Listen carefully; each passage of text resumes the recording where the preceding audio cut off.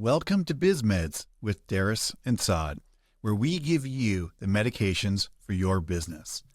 This podcast is all about the minimum effective doses you need to make a massive improvement in your business. Listen and enjoy.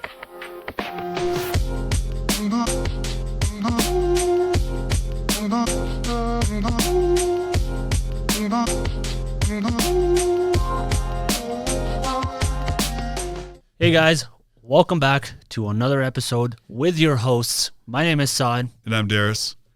One of the things we get asked by businesses all the time and people is what is required to have a successful business? What are the key components that make a successful business? A strong business, a strong foundation. What are the key pieces, parts that you actually, what is the formula for building a world-class business and when that is actually a business versus owning a job?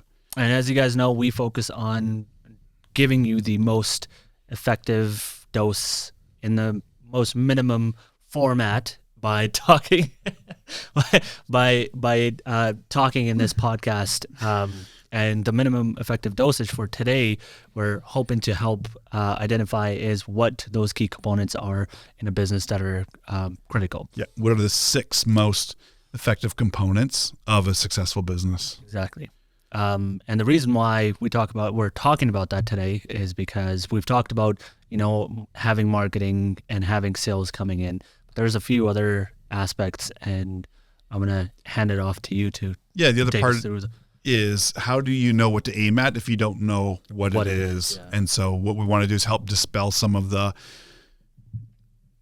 myth or the, make sure it's a lot more clear for people that, if I'm missing any part of this, that's what I need to go and fix. Or how do I get to that standpoint? So this is a framework that I've known. I was mentored by, like I said before, one of Robert Kiyosaki's Rich Dad advisors, Blair Singer. And the first one really is sales or selling, the ability to sell.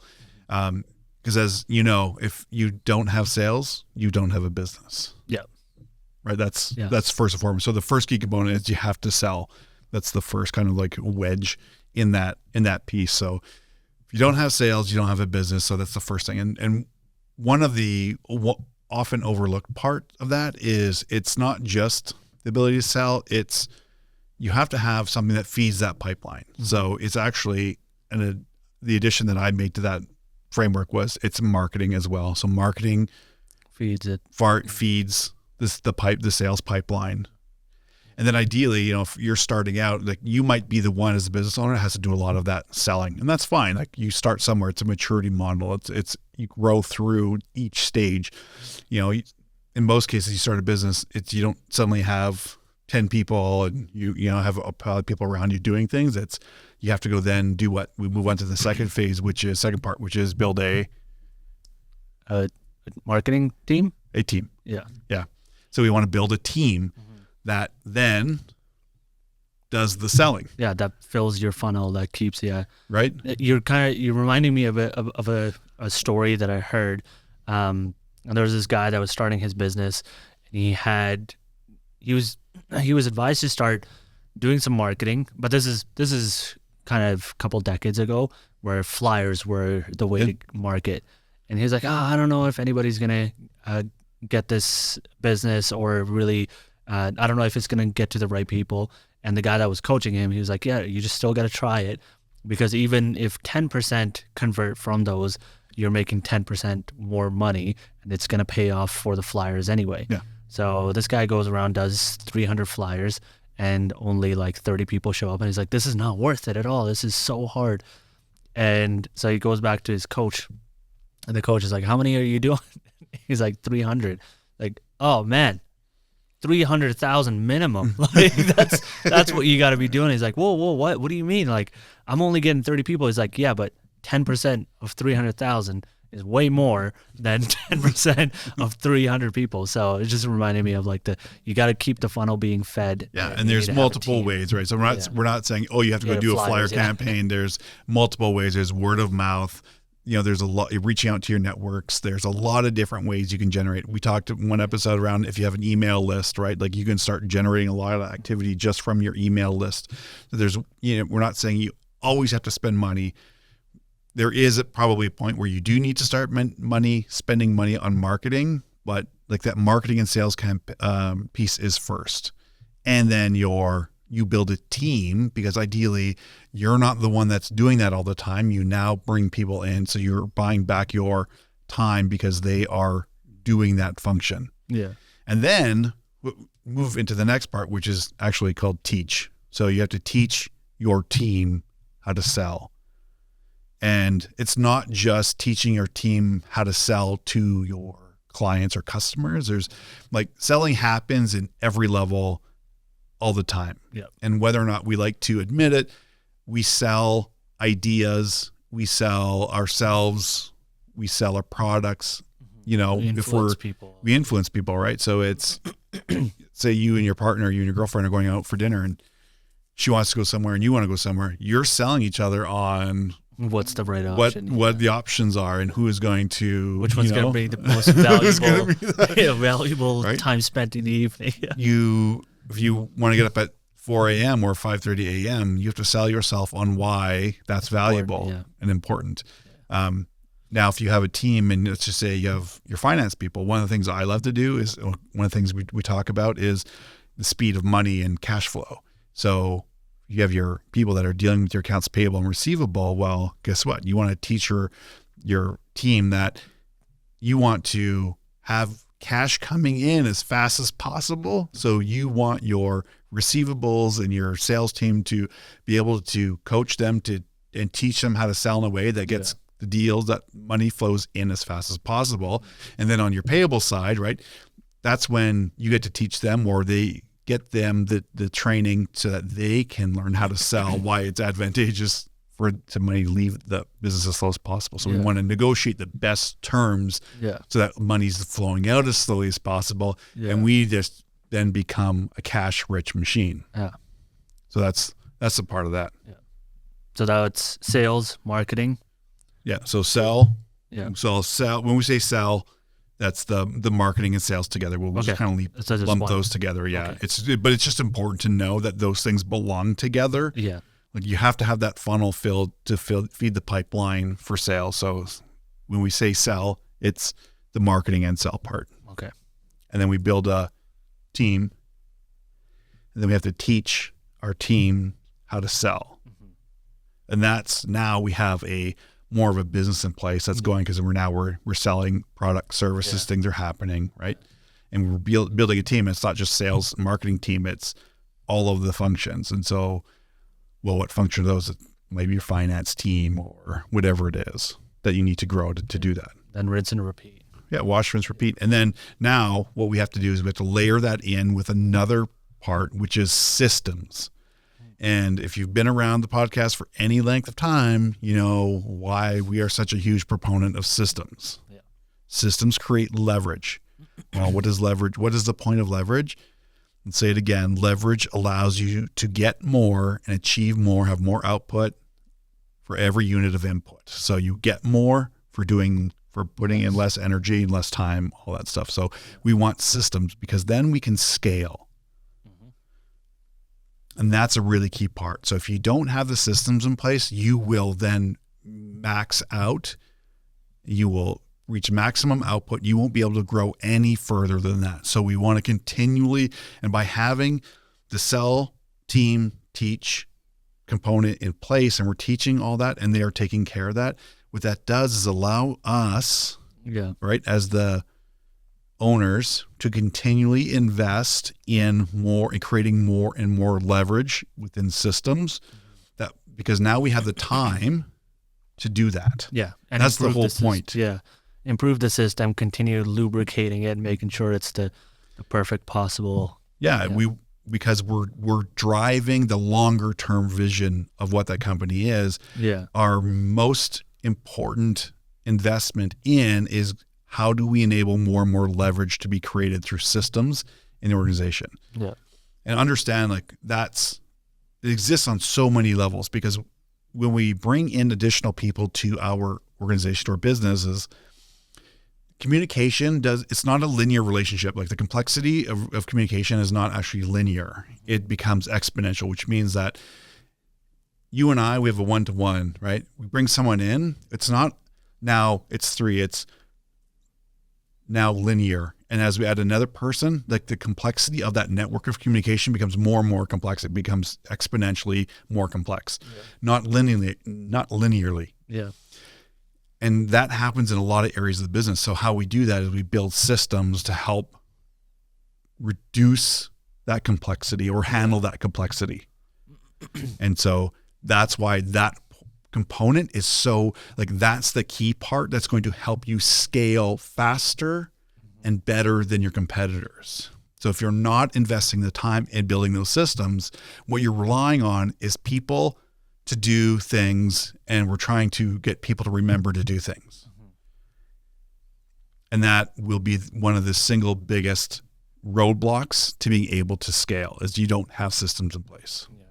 Yeah, and especially the more you grow, the bigger the company becomes or the business becomes, you need to have that system, just because you can no longer be involved in every single piece day to day all the time, just to constantly patch it up, try to make it work. No.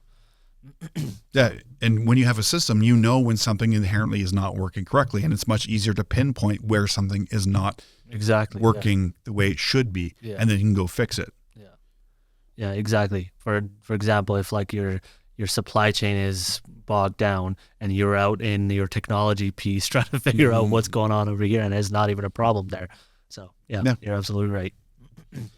All right, so now we've talked about sales, team, teach. So that's kind of like the top area, and then now we layer it in. We support that. Any called B quadrants, any true business, we layer it then with sales. We support it with sales. And then the other part, the next part of that is also there has to be accountability. And when we say accountability, specifically accountability to the numbers. So you have to know your numbers. Like we're talking revenues, losses, or are we talking? Okay, well, that's going to be really important. So as an owner, you should know, right? But every group, every team should have key numbers that they're accountable for. Okay? So if it's your payables, collectibles team, it might be what your churn is, right? So like how quickly your payables are going out versus how quickly your receivables are coming in, right? What length are your payables? So with your average payable length, average receivable time, all those things, like those are going to be important. Or how much is actually in your 0 to 30, 30, 60, 60, 90 plus, right? Because again, like those are all key numbers. So you have to go in and find out like what are going to be the key metrics in those areas. Right. Your sales team, what are going to be the most relevant numbers for your sales team to know what the health is? Is it number of calls booked? Is it, average closing ratio? All those things, like what are the key numbers? Because if you're not measuring those, then they won't matter. And so the important thing is to understand, like measure what matters, and then you can bring accountability to those. But every team needs to know what their numbers are, and they should be able to talk to their numbers. They should know their numbers, and you should know what those numbers are and which ones are going to give you the key indicator to what the health is. Right. And understand there's also like leading and lagging numbers. So you're going to you might look out and say, okay, well, how many calls do we have booked out in the next week? Or how many, appointments do we have booked out in the next week? Yeah. Okay, cool. What was our average show rate? Yeah. Okay. Of those, how many did we close? What was the average closing rate? And what's our average long-term value? What is our cost to acquire a client? Like all of those key numbers that really drive that part. And then on your marketing side, it's okay, what is our ROAS, our return on ad spend? Yeah. What's that number? How much are we spending? What's our anticipated ROAS, and what's our average, click-through rates? Or if we're doing a lot of email marketing, what are our click-through rates? What is our average open rate? Like, what are the things that tell you the most important that you're going to? If you have a video sales letter, it's okay. Like, what's your average view time? Where do they start to drop off? Where do you then take that back and say, okay, well, we need to rework the opener, the opening 30 seconds of this video. We need to fix that because we get about 10 seconds in, it drops off. We got to keep fixing that, right? We got to fix the hook, and then we can go in or on your on your funnel pages, like how's that performing? What kind of questions everybody keeps asking? Like, let's be prepared to be able to answer those, like confusion. Right. So all of that. Yeah. Yeah. And then it could be, you know, if you have a maintenance facility, it could be, okay, like what is our average repair time for this? And, you know, like was our utilization rate for a car dealership, might be what's our absorption rate. Like there's all these different numbers, but the important thing is what you start to measure will change just because you look at it. Yeah. So if you are looking at, if you're wondering why your sales aren't growing, the easiest thing you do is just start tracking what your revenue is every week, every month, and year, and look at, you know, how many leads, how many appointments, or needs analysis, how many appointments, how many clients. Yeah. Right. And you just look at the conversion rates between those. And when you start to manage and look at that, it will inevitably start to change. Yeah. And I think there's multiple, I know Alex Hormozi talked about it. It's not the first time I've heard about it. I can't remember the first time I heard it. It was that people can start to lose weight just by simply getting up when they start their day and getting on a scale. And that awareness, and because what you measure changes. Yeah. Yeah, especially if you don't like it. Yeah. Yeah. When you don't like it, you're like, oh, well, like it will start to influence behavior. Yeah. Right. So that's why that accountability to numbers and start understanding what numbers are is so key. Yeah. Right. Even us, when we started looking at the marketing, like, okay, well, cool. Like we talk about how's the VSL performing and things that we're looking at. Okay, well, we don't know that. How do we get that? Mm-hmm. That needs to tell us how well that's performing. Okay, how are the ads performing? Yeah. Right. What's the show rate on calls and all that? Like, okay, well, how do we fix those? Okay, what other things can we do to then improve our show up rate and then our closing rates and all those? Like it's the exact same thing, but you need to know what those numbers are and have accountability to what those numbers are. Yeah. Yeah. And own them. Yeah. Like you said. Yeah, because what you measure what matters. Yeah, and that is the other thing I will say. There's been times where I've had to go in, and I know one specific time I had a massive contract. I went in, and one of the key, I guess, deliverables every week was this massive data, like this weekly report. They have to provide all this data. It would take 3 days every week to go in and fill out this weekly report. And I'm like, okay, well, I can't even focus on delivering the business side because it takes 3 of us 3 days to get this reporting for this client. And like, that makes no sense. So through pushback and some discussion, I got it back to where it took us about an hour and a half, right? Because it was like, here, we're measuring all this stuff. What are you using this for? Oh, you're just collecting for the sake of collecting it? No, we're going to measure what matters and what are the key drivers that we can agree on to say, okay, these are the most important things. He said, this tells us like immediately, week to week, what the health is of this contract and what the performance is. Okay, good. Let's get that. What are the other things we can do to fix some of the other data stuff? This is what we're going to do. This is how we have continuity. And suddenly we're down to an hour and a half over 3 days of 3 people working. Done. And I can review it, send it off, and we're good. So there is, yes, accountability to the numbers. There's also measure what matters, not measuring everything under the sun just because you can. Yeah. Because otherwise you'll just end up in paralysis analysis. You'll just end up with a sea of data that means you'll just sea of information that makes no sense. Yeah. All right. That brings us really to like the 6th part of this. So you should remember there's 6 pieces to this. We didn't want to say that. We wanted to keep you engaged. You did say that. Did I say it? Yeah, you said that at the beginning. Damn it. All right, so the 6th one is really around how do you kind of hold that all together? And I know we've talked about it in the past, but for those of you who are newer, it's the idea of context. How do you hold the context? How do you, when there's challenging times, when the pressure is on, whether it's political, whether it's just, the economy or anything, right? How do you keep that all together? And it's, Blair used to say, what's a code of honor? And it's really, so if that doesn't really make sense, it's your core values. It's what are the things that really govern how we interact and hold each other, right? And govern how we interact with each other, and who is it that we aspire to be and have stepped up to the plate to be. So those are your core values, and that really holds it all of the pieces together. and that's the strength of the core values and how well you adhere to those. So the reason I remember Blair talked about code of honor was because in the heat of battle, like, one of the easiest things to think about is like Marines, Navy SEALs, like special forces, like they have an extreme code of honor where it's like, we do not leave a man behind. Yeah. Right. Like you train the hardest, and that should anything happen to you, you will never be left behind enemy lines, or you'll be never left on the battlefield. And they have such a strong code of honor that governs that behavior, right? So when they're in extreme pressure situations, when the heat is really coming on, like that team does not crack. Yeah.